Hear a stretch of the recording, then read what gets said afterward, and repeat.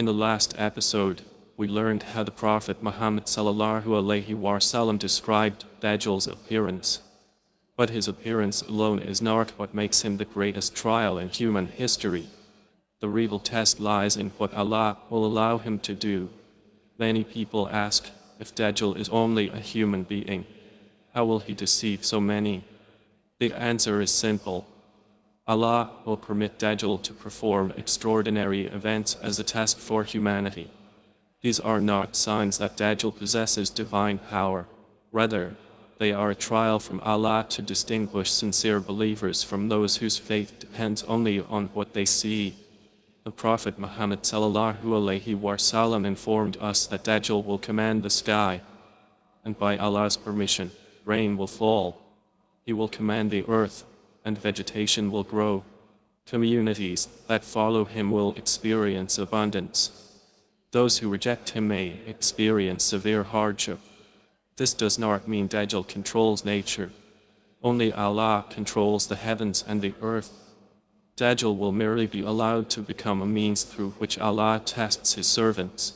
The Prophet Muhammad ﷺ also described how Dajjal will possess what appears to be paradise and hell. But the reality will be the opposite. What appears to be comfort may actually lead to destruction, and what appears to be hardship may lead to salvation. This teaches an important lesson that extends far beyond the end times. Everything that looks attractive is not necessarily good, and everything that seems difficult is not necessarily harmful. A believer judges according to revelation, not appearances. Perhaps the greatest deception of Dajjal will be his claim to lordship. He will ask people to worship him. Many will surrender because they are overwhelmed by what they witness.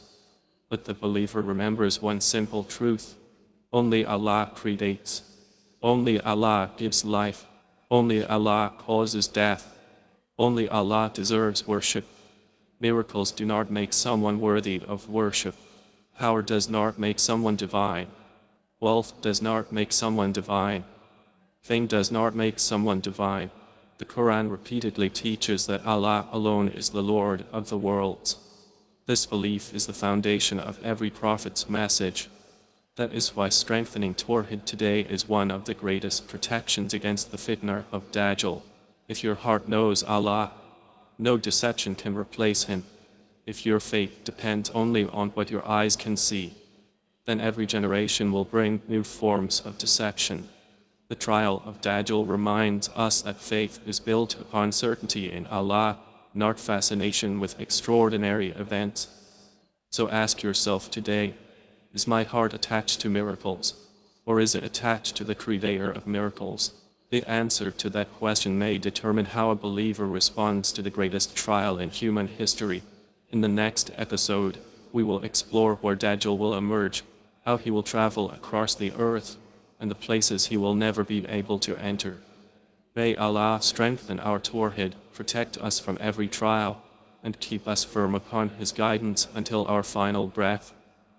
Ameen.